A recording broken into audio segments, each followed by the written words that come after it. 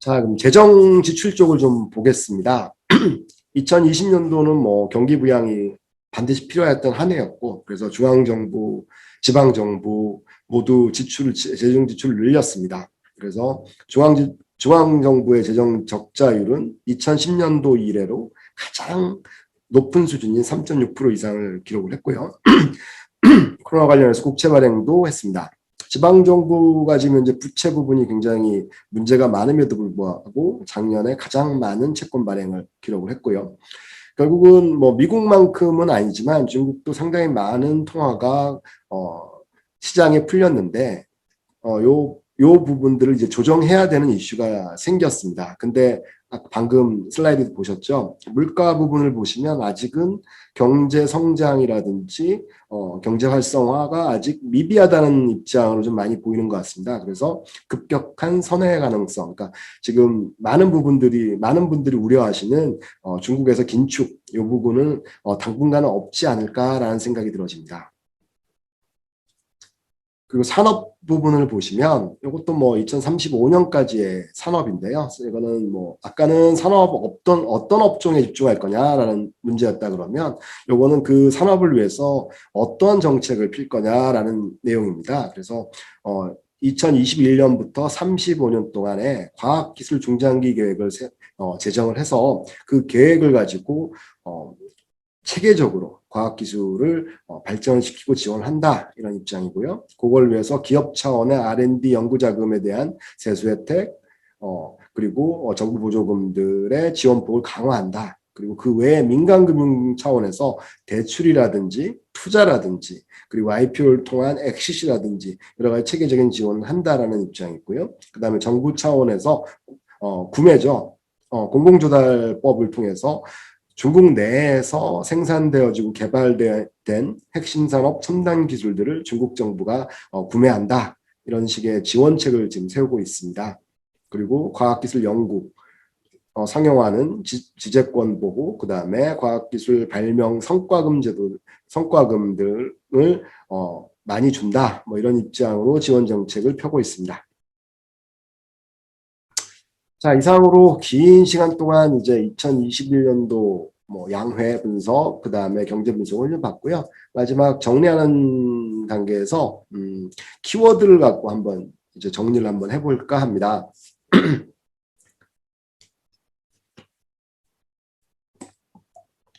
제가 7가지 이제 키워드를 가지고 좀 정리를 좀 해봤는데요. 일단은 대외적으로는 대외 개방은 계속 될 것 같습니다.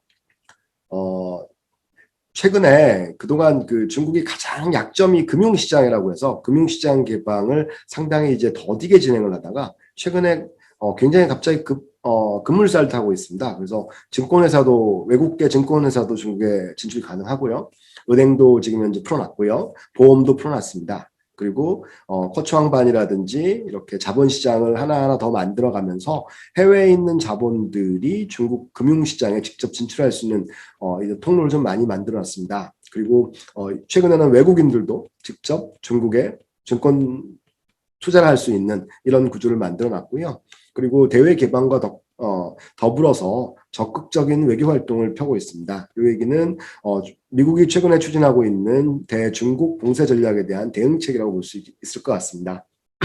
그리고 소비 확대, 내수 확대 부분이고요. 이거는 뭐 전자상거래 등 플랫폼 경제를 활성화시키고 그 다음에 중국 국민의 가처분 소득을 증대하는 방향으로 확대를 추진하고 있습니다. 그래서 취업, 창업, 창업과 취업을 지원하는 정책들이 여러 가지가 나오고 있고요. 그리고 전략기술의 국산화, 핵심 기술의 국산화를 하고 있습니다. 우리가 뭐 한때 많이 들었죠.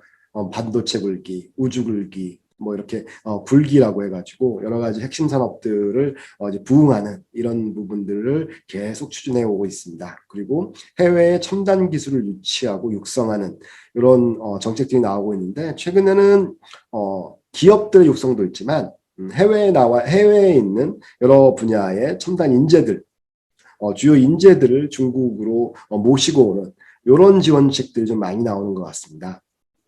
그리고 산업구조 개선 및 통제, 예전에는 국유기업 위주의 그다음 정부 주도의 산업 구조 개선이었다면 민간 주도의 시장 주도의 구조 조정과 시장을 활성화시키는 이런 방향으로 좀 가고 있습니다. 그래서 최근에는 반독점 법도 나와서 우리 엔트그룹이었죠. 아까 소개해드렸던 여러 가지 독점 기업들에 대한 시장에서의 어떤 규제 그리고 자율적인 규율 이런 부분들을 강조하고 있습니다.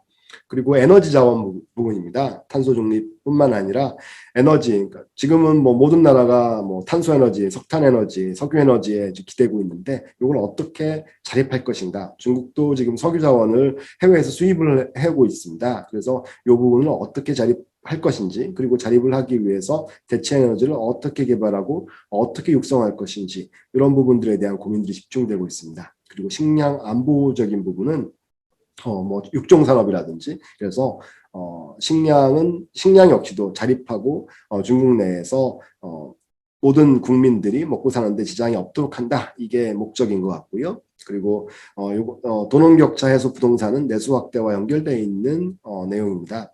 그래서 요거를 다 종합을 해보면 제가 오른쪽에 이렇게 이 그림을 그렸는데 제가 아마 인터넷에서 캡처를 해가지고 잘 안 보이실 거예요.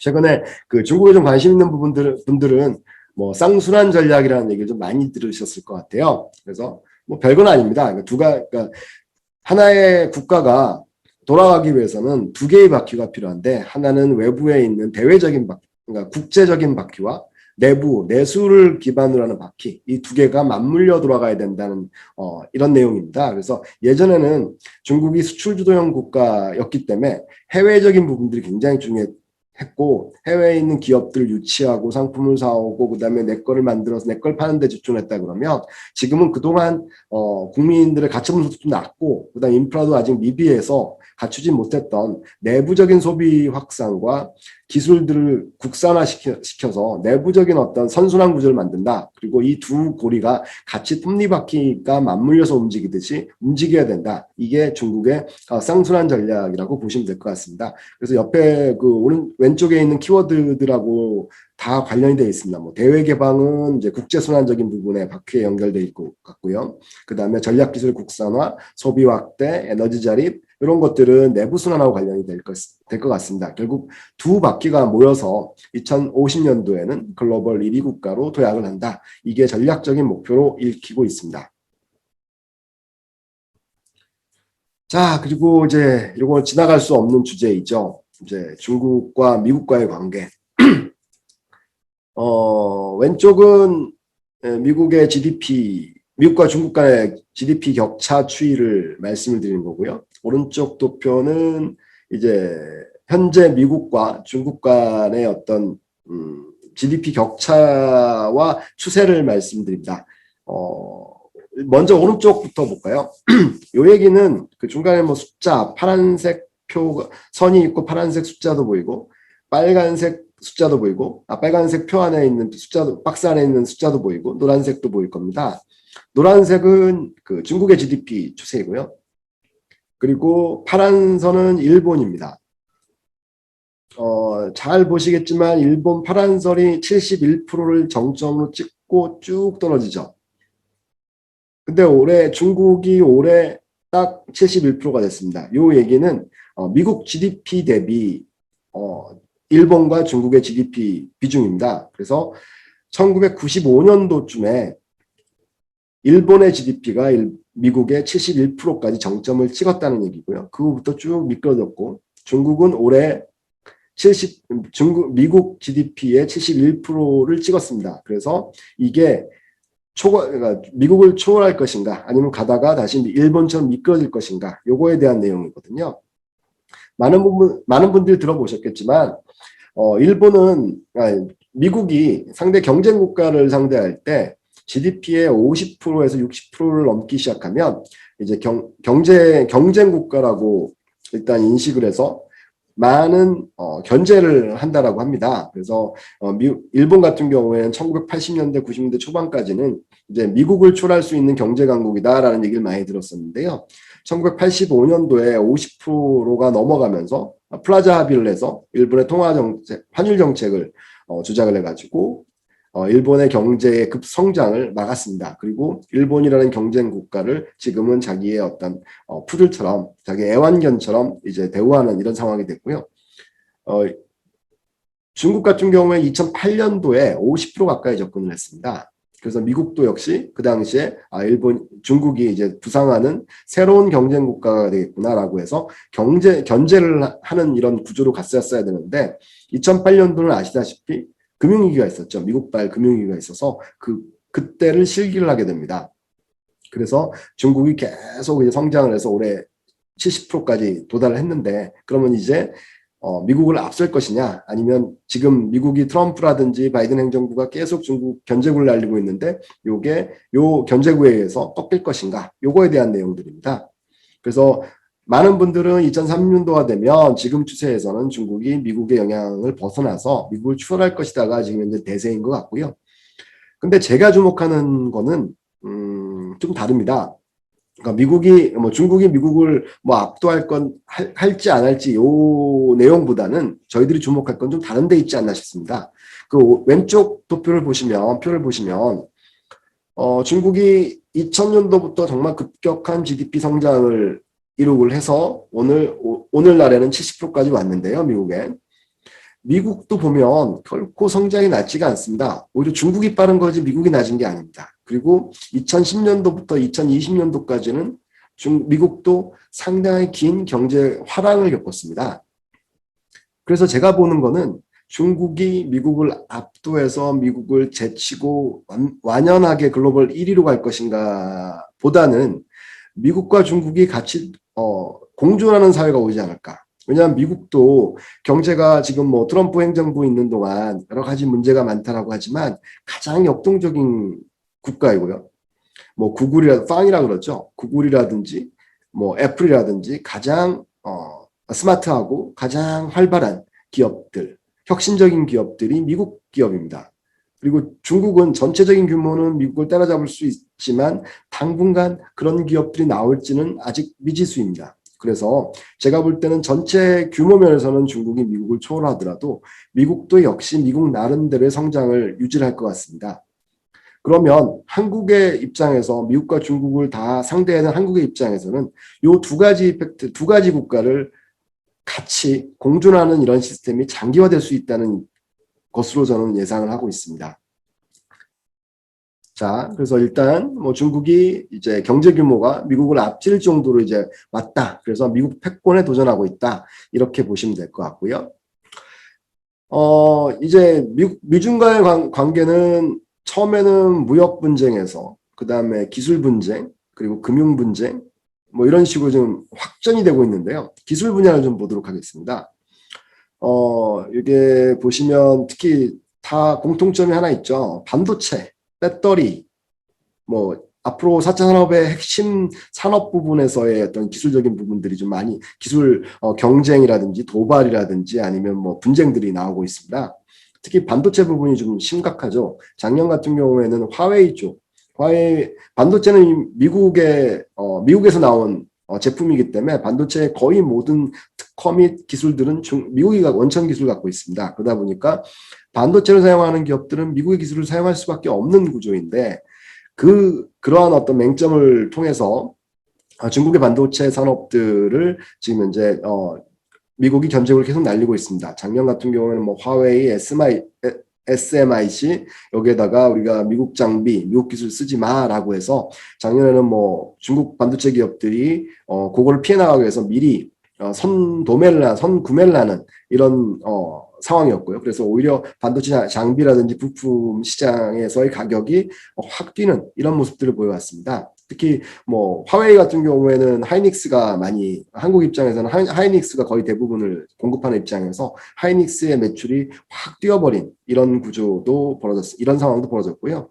올해 같은 경우에는 미국에서는 이제 트럼프 행정부 정도의 제재로는 안 되겠다. 지금 아니면 중국을 더 이상 견제할 수 없다라는 어떤 위기감이 있는지 바이든 행정부는 반도체, 전기차 배터리, 히토류, 의약품의 4개 핵심 품목을 이제 미국에서 항상 이제 허가를 받거나 아니면 리뷰할 수 있는 이런 행정명령을 내렸습니다. 그거에 대해서 중국이 반응한 게 아까 앞단에서 말씀드렸던 여러 가지 뭐 산업 육성 정책이라고 보시면 될 것 같습니다. 자, 그리고 아주 많은 우려들을 하고 있습니다. 뭐 중국이 뭐 수십 년째죠. 중국이 뭐 경제 성장을 하면서부터 계속 나왔던 얘기 중에 하나가 중국이 과연 지속 성장 가능한 성장이 지속 가능할 것인가? 이거에 대한 문제입니다. 최근에는 뭐 중국발 부채 위기, 지금 중국의 부채가 너무 많다. 그래서 중국이 결코 미국을 앞지르기 어려울 것 같다. 오히려 중국이 글로벌 경제의 블랙홀 될 수 있다. 이런 얘기, 비관적인 얘기도 많이 하고 있습니다. 사실 작년도 같은 경우에는 뭐 GDP의 280% 부채 비율이 280%를 초과했습니다. 가계, 기업, 정부 다 합쳐가지고요. 그래서 올해는 뭐 250% 내로 조절하겠다. 이것도 뭐 공무원의 발표이기도 하고요. 그런데 따지고 보면 한국도 그렇습니다. 뭐 재난지원금 발표할 때 보시면 항상 나왔던 내용들이 한국은 가계부채는 많은 반면에 정부 부채는 적기 때문에 정부 차원의 재정 지출은 문제가 없다. 근데 가계의 신용이라든지 부채의 위기가 언제든 나올 수 있다는 얘기를 했는데 중국 같은 경우는 기업의 부채가 좀 많은 것 같고요. 가계 부채는 다 부동산 부채이고, 근데 정부 부채는 45.8% 정도밖에 안 됩니다. 그러니까 한국과 비슷한 수준입니다. 그래서 정부가 재정 지출을 계속하는 한 중국은 부채 위기는 발생하지 않을 거다라는 게 중국 내에서의 평가이고요. 그리고 중국 전문가들의 의견입니다. 밑에 이렇게 네 가지 의견은 일단은 우리 그 IMF 위기 때 우리의 가장 큰 문제가 단기 해외 부채가 좀 많아가지고 유동성 문제였는데요. 중국 같은 경우에는 그러니까 부채가 많은 반면에 대부분 다 중국과 관련된, 그러니까 중국의 해외 기관 아니면 중국이 투자한 금융기관의 기관 부채라 가지고 단기 부채에서는 안정적이다. 이런 얘기를 하고 있고요. 그리고 작년에 오히려 중국이 수출이 회복이 되면서 오히려 달러가 많이 들어왔죠. 많이 팔았으니까. 그러다 보니까 오히려 한동안 RMB가 굉장히 강세를 보인 적이 있습니다. 최근에 조정을 좀 하는 것 같은데, 그래서 RMB 강세로 해가지고 오히려 수입 물가는 떨어지고 그 돈이 다시 중국 시장 내로 들어와가지고 중국의 통화가 더 풀리는 이런 구조를 만들었습니다. 그래서 RMB가 강세인 상황에서 부채 위기가 발생할 확률은 좀 떨어지는 것 같고요. 오히려 그때 많이 들어온 돈을 어떻게 인플레이션을 유발하지 않고 어떻게 조절할 것인가에 대한 이슈들이 최근에 발생이 됐습니다. 그래서 예전 같은 경우엔 중국인들이 해외 투자를 할 수가 없었거든요. 근데 최근에는 작년부터는 중국 개인이 미국 주식을 살 수도 있고요. 그리고 중국에 있는 투자기관들이 해외 투자를 할 수 있는 이런 여러 가지 완화 정책을 펴고 있습니다. 그래서 인플레이션 압력도 좀 낮추고, 그다음에 환율 절상의 압력도 좀 낮추는 이런 방향으로 가고 있습니다. 그래가지고 올해 같은 경우에는 뭐 시장에서 많이 풀린 통화량을 이제 자금 회수를 좀 할 필요는 있는데, 그렇다고 또 경제 활성화가 너무 화랑은 아니어서, 아까 뭐 물가지수 보셨죠? 화랑은 또 아니어가지고 그 부분은 어떻게 밸런스를 맞출 것인가, 이런 부분에 중국의 재정과 금리가 맞춰져 있어서 중국발 부채 위기는 조금 좀 앞서 나간 내용이 아닌가라는 평가입니다. 그럼 거품은 어떠냐? 근데 뭐 아까 말씀드렸잖아요. 인플레이션의 물가지수가 지금 낮기 때문에 중국발 거품이 과연 현실성이 있는가? 제가 봤을 때는 그러진 않은 것 같습니다. 요 내용은 사실 그 중국의 은행감독관리위원회 주석인 꺼수칭이 얘기했던 내용이거든요. 작년에 글로벌하게 통화가 많이 풀려서 뭐 자산 거품들이 늘었다. 그중에 중국도 마찬가지다. 요 얘기를 해가지고 그러면 중국발 부채 위기가 아니면 거품이 꺼지나? 이런 식의 어떤 우려들이 좀 많았었는데요. 그래가지고 거품이 커지면 중국이 다시 긴축을 하지 않을까? 뭐 이런 우려들을 좀 많이 했는데 그런 부분들은 아닌 것 같습니다. 밑에 뭐 제가 IMF에서 도표들을 몇 개 끌고 왔는데 보시게 되면 작년 왼쪽은 이제 경기 회복을 얘기하는 거고요. 중간 도표를 보시면 빨간색이 소비입니다. 소비가 여전히 작년도도 회복은 하고 있지만 여전히 마이너스 소비고요. 맨 오른쪽에 있는 표를 보시면 빨간색이 소비자 물가지수인데 여전히 밑에서 놀고 있습니다. 그래서 지금 당장 뭐 인플레이션이라든지 거품이라든지 이런 부분을 걱정할 때는 아닌 것 같다. 그래서 중국에서 갑자기 금리를 올리거나 아니면 재정 긴축을 해가지고 국제금융에 영향을 주는 이런 모습은 보이지 않을 것 같다라는 게 현재 대부분 전략가들의 분석입니다. 자, 그리고 제가 이제 좀 관심 있게 보는 겁니다. 올해 이거 많은 화제가 됐는데요. CBDC라고 중앙은행 디지털 화폐입니다. 작년, 재작년에 중국에서는 여러 지역에서 북경 및 여러 지역에서 이미 한번 테스트를 했고요. 이 CBDC의 개념은 다 아시겠지만 공유경제의 지불 수단이고 발권력 있는 중앙은행이 발권을 하는 게 아니라 그 공유경제 내에서의 어떤 분산형 지급 화폐. 그렇기 때문에 만약 중국에서 이걸 하게 되면 그러니까 달러를 발행하는 달러 패권에 도전할 수 있다라는 형식의 얘기들이 좀 많이 돌았습니다. 근데 아마 내년도 북경 동계올림픽 때부터 이제 이게 쓰일 것 같은데 현재까지 모습을 보면 오른쪽이 지금 간단히 나온 중국 디지털 화폐인데요. 중앙은행에서 발행을 하고 시중은행이 그러니까 국민들에게 나눠주는 이런 내용입니다. 그래서 사실상은 우리가 쓰고 있는 현금과 전혀 다르지가 않습니다.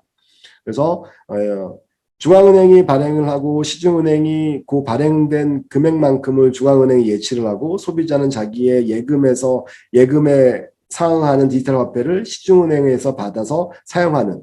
그러니까 결국은 우리가 흔히 쓰고 있는 알리페이나 위챗페이하고 전혀 다르지 않은 구조입니다. 그래서 현재로서는 아마 이게 달러 패권에 도전할 수 있을 정도의 새로운 화폐 기능을 발휘할 것 같지는 않고요. 물론 앞으로 계속 발전하다 보면 그런 방향으로 갈 겁니다.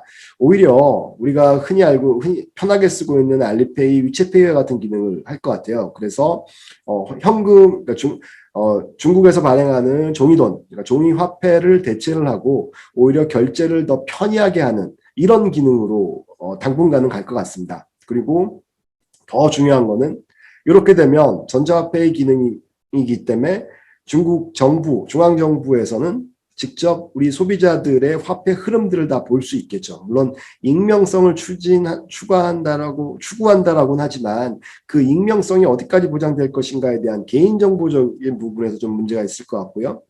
그래가지고 어떤 블랙마켓, 언더그라운드에 있는 블랙마켓으로 움직이는 자금 세탁이라든지 부패 자금의 유용이라든지 테러리스트의 자금 이동이라든지 이런 것들을 방지하는데 먼저 초점이 맞춰질 것 같고요.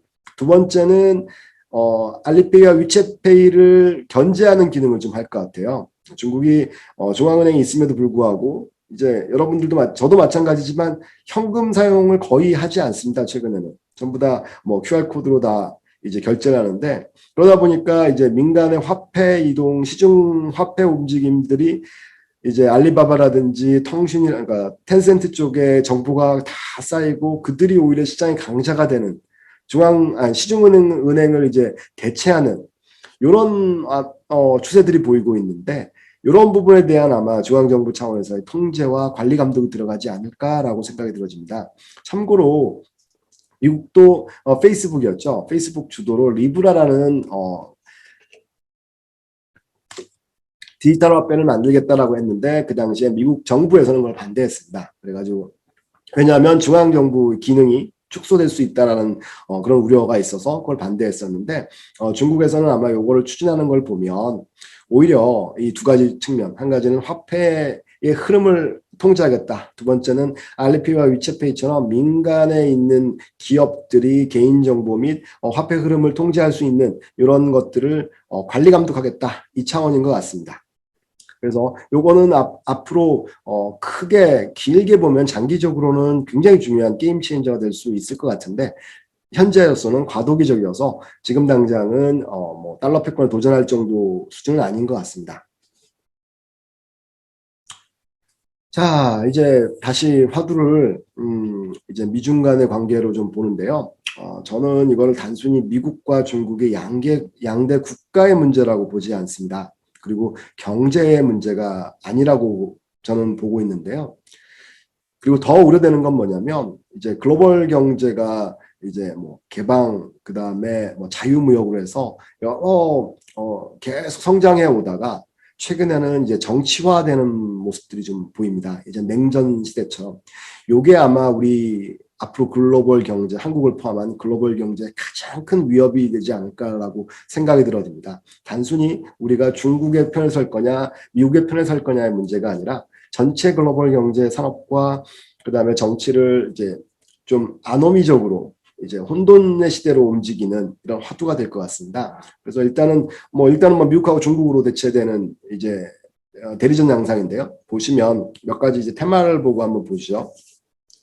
중국에서는 이제 앞으로의 미래 산업의 가장 핵심인 반도체 규제를 시작을 했습니다. 그래서 중국은 요거에 대응으로 전략기술 국산화, 반도체 굴기를 적극적으로 하고 있습니다. 뭐 최근에 SMIC가 문제가 있다, 뭐 여러 가지 반도체 기업들이 도산을 한다, 뭐 이런 얘기가 나오고 있지만, 뭐 그건 일부일 거고요. 요거에 대해서 중국이 결코 요거를 따라잡는 전략을 포기할 것으로 보이지는 않습니다. 두 번째는 ESG라고 이제 기업을 평가하는 비재무적인 요소인데요. 뭐 E는 환경, S는 사회, G는 가버넌스, 지배 구조. 요걸 갖고 미국에서 최근에 기업을 평가할 때 ESG 이 세 가지 항목을 굉장히 중시하고 있습니다. 여기에서 문제는 그러니까 두 가지 문제가 중국과 관련된 건 두 가지 문제인 것 같습니다. 하나는 E인데요. E는 그 환경이죠. 환경은 지금 현재 중국이 탄소 배출을 가장 많이 하고 있는 국가 중에 하나이기 때문에 탄소 중립으로서 이걸 표방함으로써 요거에 대한 부분들을 좀 맞춰 나갈 것 같고, 지가 또 문제입니다. 가버넌스, 그러니까 지배구조입니다. 화웨이 역시도 지배구조 문제 때문에 미국이 규제를 하고 미국 투자자들이 기피하고 이런 문제를 좀 많이 발생을 했죠. 그래서 ESG는 단순히 기업을 평가하는 어떤 비재무적인 요소를 넘어서서 정치화될 수 있는 구조를 갖고 있다라고 저는 보여집니다. 그리고 세 번째는 미국이 가장 강한 분야입니다. 달러 패권이죠. 이 달러 패권에 대한 도전으로 중국이 뭐 여러 가지를 고민하고 있는데, 방금 말씀드렸던 디지털 화폐, 중앙은행 디지털 화폐를 과도기적으로 테스트하고 사용하고 점점점 확산을 해가지고 달러 패권에 도전해서 그 지역 간 혹은 국가 간 송금이라든지 환전이라든지 이런 문제에 디지털 화폐를 적용을 해서 RMB를 국제화하겠다. 그래서 달러 패권에 도전 혹은 방어를 하겠다는 입장인 것 같고요. 그리고 최근에 올해 들어서 유럽과 투자 협정서를 체결했습니다. 그래서 미국이 아니더라도 유럽과 동맹까지는 아니지만 전략적인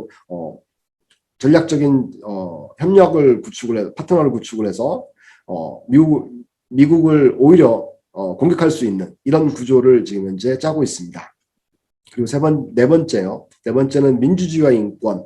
이게 정말 정치적인 문제이겠죠. 그래서 미국은 전통적으로 민주주의를 표방하는 민주주의 국가라고 했고, 그리고 매번 중국의 인권 백서를 써서 중국의 인권 문제를 계속 거론을 해서 자극을 해왔습니다. 근데 최근에 코로나19를 겪으면서 이 문제가 좀 이제 미묘해지고 있습니다.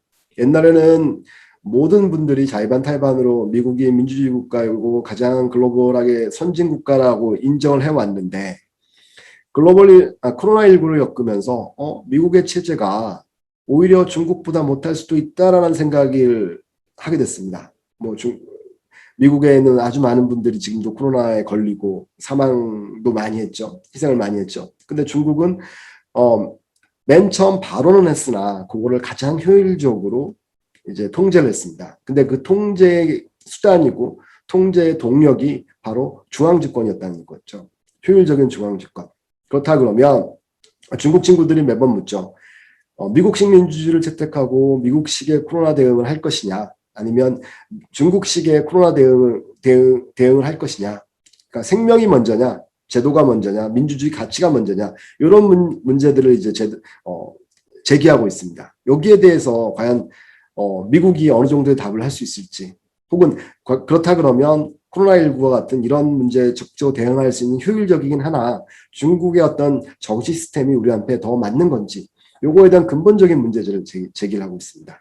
그리고 마지막으로는 석유와 에너지, 그리고 중국 에너지 정책, 남중국 패권, 이런 것들이 좀 서로 부딪히고 있습니다.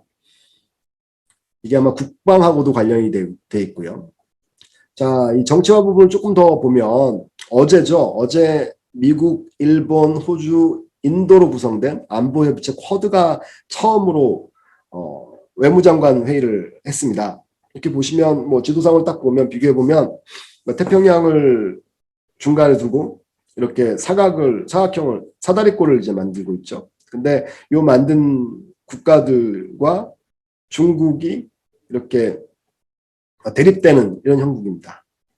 옆에 오른쪽으로 보시면 이게 중국이 그동안 10년 동안 외쳤던 1대1로의 지도입니다. 해상으로는 뭐 이렇게 동남아, 말레이시아, 그 다음에 뭐 아라비아 반도로 가고 있고요. 육상으로는 예전의 실크로드 노선 그대로 유럽으로 가고 있습니다. 여기서 핵심은 제가 볼 때는 여기서 공통적으로 겹치는 부분이 두 군데가 있습니다. 하나는 남중국, 그리고 하나는 싱가포르, 말레이시아를 해역. 근데 이것의 최종 목적지는 다 석유 자원이 있는 중동 지역인 것 같습니다. 그래서 요거는 국방과 에너지가 같이 결합이 돼서 미국의 입장에서는 요 부분들을, 요 지역을 장악을 함으로써 중국을 견제하고 중국은 여기에서 탈피하고자 하는 이런 노력들을 보여주는 아주 직관적인 지도인 것 같습니다. 근데 미국 쪽에서는 지금 바이든 행정부가 들어와서 이제 쿼드, 예전에는 미국이, 그러니까 트럼프 행정부일 때는 미국 제일주의를 추진해서 동맹과의 관계를 굉장히 느슨하게 했다라고 하면 바이든 행정부는 전략적 동맹 관계를 통해서 중국에 대응을 하고 있는데, 문제는 그 쿼드의 핵심 국가인 일본, 인도, 호주가 중국 경제 의존도가 다 20%가 넘습니다. 그래서 일부 전문가들은 이게 결코 중국 포위 전략으로 가질 수가 없을 것 같다라는 얘기를 많이 하고 있습니다.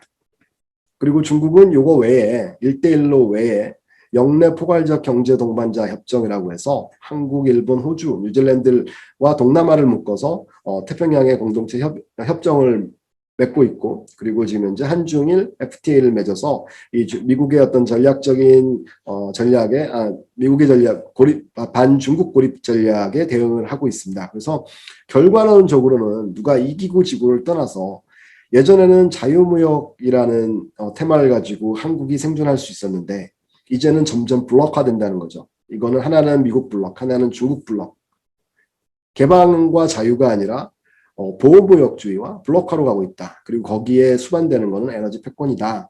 한국도 역시 그러니까 중동에서 석유가 들어와서 싱가포르, 말레이시아를 통해서 중국, 남중국을 지나서 한국으로 들어옵니다. 그래서 여기에서 한국도 결코 자유로울 수가 없거든요. 그렇기 때문에 이런 정치화의 격변들이 글로벌 경제, 한국 경제에 상당히 큰 영향을 줄 것이다 라는 말씀을 드리고 싶습니다.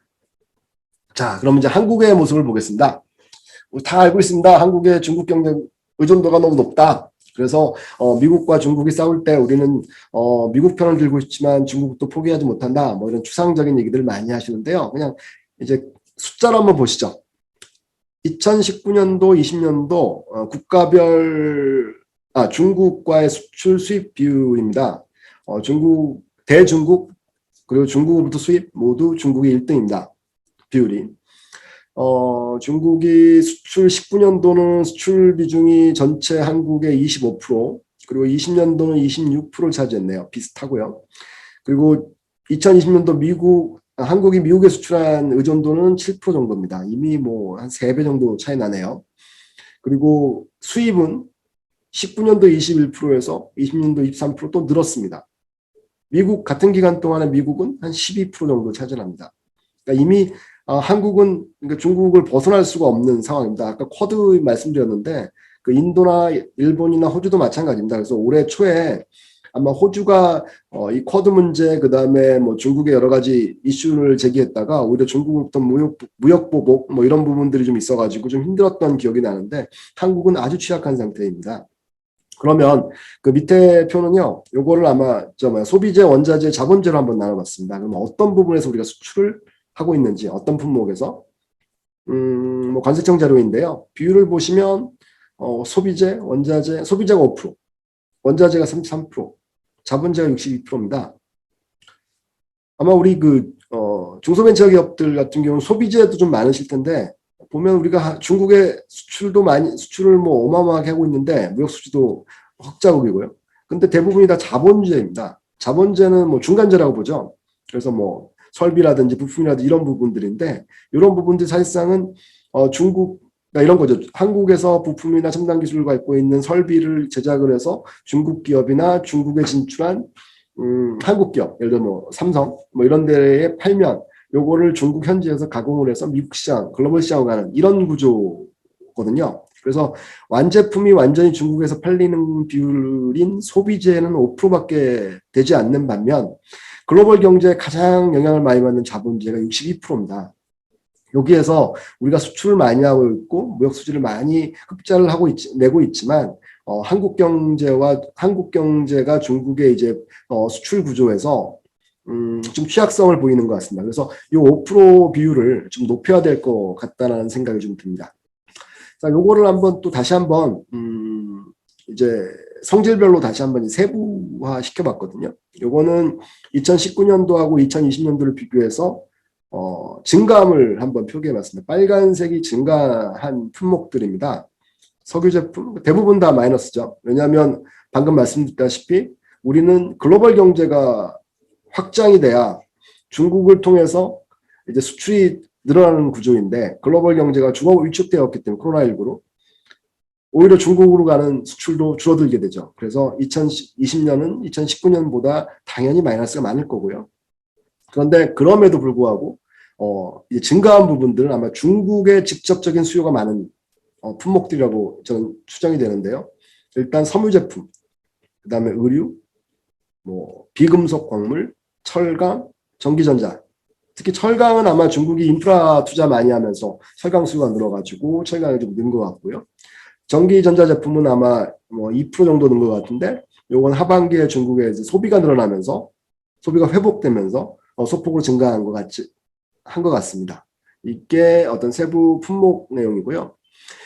그 다음은 제가 그 한국무역진흥원인가요? 거기서 지금 통계를 좀 뽑아봤는데 우리나라가 중국에 수출하는 품목들 중에 그러니까 기업들이 전 세계적으로 수출을 하는데 그 중에서 중국이 차지하는 비중이 가장 높은 그러니까 수출 1위 품목들을 뽑았는데 그게 47개 리스트라고 하더라고요. 근데 47개 중에서 그러니까 중국 수출 비중이 높은 것들 한번 뽑아봤습니다. 비중을 한번 보면 자 보시면요.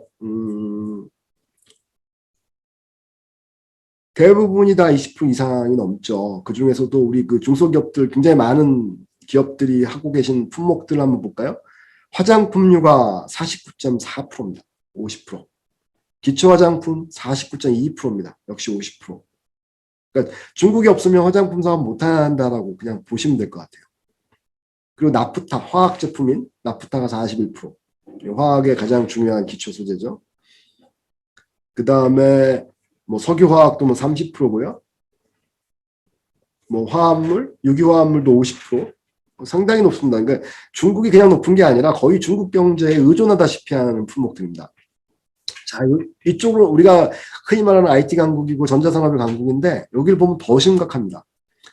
LED 같은 경우는 48.8%, 메모리 반도체는 45.6%, 액정 디바이스 70%, 정보기기 부품 85%, 디지털 패널 90%, 반도체 장비, 제조 장비 70%. 오, 너무 어마어마하죠. 특히 반도체, 메모리 반도체 같은 경우는 글로벌 1위 국가인데 그 중에 45.6%를 중국에 팔고 있습니다. 자, 요거를 다시 몇 가지 핵심으로만 다시 한번 추려가지고 보기 좋게 한번 정리를 해보면 디스플레이 패널 제조 장비 중에 뭐 기계 중국이 차지하는 게 91%, 건식 식각기 99%입니다. 그러니까 중국이 없으면 아예 이 산업 망한다고 보면 될 것 같아요. OLED 제조용 증착기 98%, 그 다음에 IT 관련된 기계 부품 92%, 컴퓨터 CPU 90%, 액정 모니터 99%, 반도체 제조 장비 87%, 77%, 87.3%. 그러니까 우리가 해외에서 가장 돈을 많이 벌어들이는 이 캐시카우들이 사실은 중국에 의존하고 있다는 얘기입니다. 그리고 뭐 밑에 보면 자동차 부품도 있는데 여기서 뭐 미국하고 중국이 좀 경합을 하고 있는데요. 그래도 뭐 아주 많은 부분들이 중국에 의존을 하고 있습니다.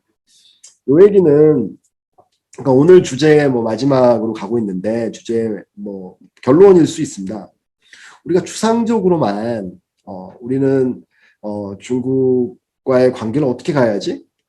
뭐 한때는 사드 문제가 있어서 우리가 중국으로 못 들어가니까 새로운 중국을 찾는다. 그래서 동남아 경영, 남방 경영을 시작을 했고, 그 다음에 사드가 지나서 미중 간의 갈등이 격화되니까, 그럼 우리는 미국하고 가야 돼, 중국하고 가야 돼. 뭐 이런 아주 단편적이고 이런 모습들을 생각해 왔는데 이제 숫자를 보시니까 이게 그게 아니라는 거예요. 우리가 단순히 중국이 싫어가 아니라 싫어해서는 안 되는 국가로 지금 보이시죠? 이거에 대한 우리가 대책을 만드는 게 우리 앞으로의 과제가 아닌가 싶습니다. 자, 마지막 장입니다. 오늘 뭐 마무리할 거고요. 제 개인적인 얘기 하면서 마무리 좀 하고 싶습니다. 저는 IMF 세대고요. 그때 여기 운 좋게 상해시 복단대학교 법학원에 와서 유학을 시작을 해서 한 20년 정도 중국 생활을 했습니다. 석사, 박사를 중국에서 이제 학위를 땄고, 그래서 저는 아무래도 중국에 대한 이해도 높을 것 같고 관심도 많을 것 같고 그런데 잘 모르겠어요. 그 얘기는 뭐냐면 저같이 중국에 생활하고 있고 중국을 알고 있다라고 하는 사람들도 중국을 잘 모른다는 얘기는 한국에서 중국 사업, 글로벌 사업을 준비하시는 분들 입장에서 더 하시겠죠. 그래서 근데 제가 긴 시간 동안 계속 얘기를 했는데 중국은 계속 자기 갈 길 갈 겁니다. 글로벌 1위 국가로 갈 거고 미국은 글로벌 1위 국가이고 그럼 두 체제는 뭐 투키디데스 함정이라는 얘기도 있듯이 결국은 부딪힐 거고 그게 어떤 양상으로 갈지는 아무도 모르고 어떤 전문가도 모르죠. 근데 그 과정은 길 거라는 얘기입니다. 단순히 어느 순간에 중국이 미국을 대체할 패러다임을 바꿔버릴 거야가 아니라 아까 방금 보셨죠? 미국의 GDP 성장률도 상당히 높습니다. 그러면 상당히 긴 시간 동안 가는데 우리가 단순히 나는 미국으로 갈 거야, 나는 중국으로 갈 거야, 라는 선택의 기로가 아니라는 얘기예요. 우리는 어떻게 이 공존할 것인가에 대한 부분을 찾아야 됩니다. 근데 왜 제 얘기를 드렸냐면 저는 중국에서 공부를 했기 때문에 중국어로 수업을 받았고 중국어로 논문을 썼고 중국어로 사업을 하고 있습니다. 그런데도 미국 보고서와 중국 보고서를 보면요. 저는 미국 보고서가 더 편해요. 왜냐하면 미국 보고서는 숫자도 많고 간략하고 핵심적입니다. 정리가 잘 돼 있는데 중국어는 텍스트만 많고 도대체 무슨 얘기를 하는지 정말 그 글자 하나에 함의를 다 따져봐야 이해가 됩니다. 그리고 그러다 보니까 제가 개인적으로 볼 때 보고서는 오히려 영문 보고서를 보는 게 더 편하다는 느낌을 좀 많이 받거든요. 그러니까 그 얘기는 우리가 중국을 무서워하든 싫어하든 혹은 낯설어하든 제일 중요한 건 우리가 거기에 익숙하지 않다는 점인 것 같아요. 우리 경제를 이끄는 거의 대부분의 그 분들은 미국 유학파들이 많고 그러다 보니까 미국식 사고와 미국식 제도와 문화와 이걸 젖어 있는데 중국은 어느 순간에 왔습니다. 물론 뭐 수천 년 동안 우리는 중국과 교류를 해왔지만 최근 산업은 모든 게 다 글로벌 스탠다드가 미국식 글로벌 스탠다드거든요. 근데 어느 날 갑자기 중국이 훅 커버린 거예요. 그거에 대한 저희들의 이제 습관도 없고 적응도 하지 못한 상태에서 커버리니까 그거에 대한 반감은 아닌지 이 부분을 좀 많이 봐야 될 것 같아요. 그래서 오히려 지금은 중국에 대한 이해를 단편적으로 하실 게 아니라 오히려 중국에 더 긴밀하게 보시고 뭐 싫든 좋든 뭐 상황이 이런데요. 이거에 대한 공존 방향을 우리 기업들 자체, 그다음 개인적으로도 좀 더 고민을 좀 심화시켜야 되지 않을까라고 생각이 들어집니다. 특히 제가 뭐 저는 기업 컨설팅을 하기 때문에 그러면 이건 추상적인 얘기고 그럼 앞으로 나는 어떻게 해야 돼? 라고 물으신다면 우리 한국에 계신 분들은 한동안 중국 붐이 불었다시피 다시 한번 중국 붐으로 일으켜서 중국으로 오시는 게 맞다라고 좀 보여지고요. 그 과정에서 우리 중진공의 어떤 BI라든지 이런 건 또 활용을 해서 직접 기업을 설립하지 못하시더라도 직접 개인이 오시든 아니면 여기서 현지 직원을 보유하시든 다리 하나를 걸쳐서 중국에 맞는 하나의 어떤 기술 표준과 산업 표준과 우리의 기업 경영 표준을 좀 만들어 가실 필요가 있을 것 같고 미국은 미국대로의 대응을 좀 하셔야 될 것 같아요. 그래서 그리고 중국은 지금 현재 외국 투자를 예전에는 뭐 내가 토지를 줄 테니까 와서 대량 투자해줘 이런 개념이었는데 최근에는 기술을 갖고 와. 그리고 네가 우리 중국에 팔려 그러면 너의 기술 표준이 중국과 맞아야 돼. 사후관리 감독 엄격하게 하겠어. 그러니까 너도 품질 정확히 하고 현지에서 보다 현지화시켜야 돼. 이런 분위기를 하고 있고요. 그게 외상투자법이라고 해서 법규적으로도 이제 정립이 되고 있는 상황이거든요. 그래서 중국 투자는 못 하시더라도, 왜냐하면 중소기업이기 때문에 최소한 중국 진출에 대해서는 보다 적극적으로 보다 심화된 고민이 좀 필요하지 않을까라는 게 제 그 고민의 오늘 결론입니다. 그래서 뭐 그 외에 구체적인 상황은 어떻게 할 거냐 이런 것들은 좀 다른 시간을 갖고 하나하나 좀 풀어보도록 하겠습니다. 그래서 제 맨 마지막은 어차피 세계는 미국과 중국이 동반해서 갈 거고 그게 뭐 지지고 볶든 같이 갈 것 같고, 그리고 중국은 중국의 나름대로의 표준을 가져갈 거고 미국은 미국 나름대로의 표준을 가져갈 거고, 그러면 우리가 이 두 가지를 다 준비해야 되고, 중국이라는 부분만 보신다 그러면 그러니까 중국 내에서, 그러니까 쌍순환 정책이라고 그랬죠. 중국 내에서 생산된 제품이 중국 내에서 팔리는 구조로 간다 그러면 우리는 그들의 어깨에 올라타는 이런 전략이 필요하지 않을까라는 게 제 마지막 결론입니다. 그리고 오늘 뭐 긴 시간이었는데요. 저희들이 혹시라도 오늘 뭐 주제에 뭐 질문이 있으시면 지금 주셔도 좋고요. 제가 하나 받은 게 있습니다. 그거 간단히 말씀드리고 마무리할 거고요. 혹이라도 짧은 시간이어가지고 잘 모르시는, 좀 더 알고 싶다, 혹은 개인적으로 질문하고 싶다 그러시면 제 개인 이제 중국 핸드폰과 메일 밑에 있고요. 그리고 혹여라도 뭐 이게 개인적으로는 아니고 전반적으로 좀 알고 싶다 그러면 제가 지금 상하이 중진공 BI하고 한중 통일한 유튜브 채널을 개설해서 이제 중국에 관한 여러 가지 얘기를 지금 이제 유튜브에서 공개하고 있습니다. 그래서 지금 한 8개 정도가 지금 올라가 있을 텐데요. 한번 들어가셔서 보시고, 앞으로도 한 30개 정도까지는 이제 올릴 생각입니다. 그걸 보시고 뭐 감상평이든 아니면 추가질이든 이런 문제들을 제 개인적으로 좀 주셨으면 감사하겠습니다. 마지막으로 지금 질문 하나가 들어와서 간단히 말씀을 좀 회답을 좀 드려야 될 것 같은데, 질문 내용은 이제 미중 간의 갈등이 계속이 되면 한국 기업에게 좋은 점과 나쁜 점이 무엇인지가 질문입니다. 일단 정답은요, 저도 모르겠습니다.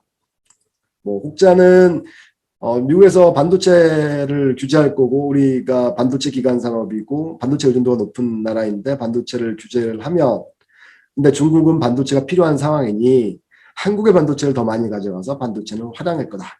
그리고 중국이 전기자동차 분야를 많이 하고 있는데 이 분야에서는 우리가 뭐 테슬라를 통하든 아니면 직접 투자를 하든 통해서 오히려 미국 쪽에서 공급 못 받는 대체 제품을 한국에 공급할 수 있어서 한국이 전반적으로 유리할 수도 있다라고 말씀하는 부분들이 있고요. 근데 저는 이렇게 생각합니다. 무역이라는 거는 자유경제가 돼야, 그러니까 보호무역보다는 자유무역이 돼야 무역이 더 활성화될 거고요.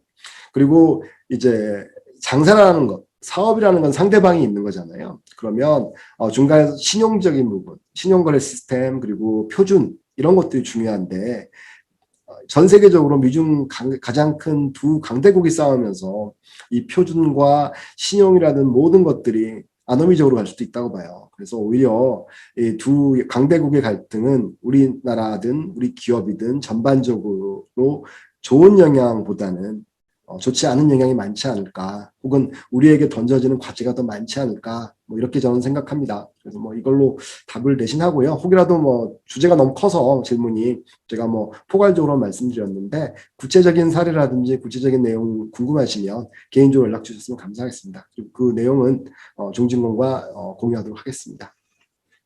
제 강의는 이 정도로 마치겠습니다.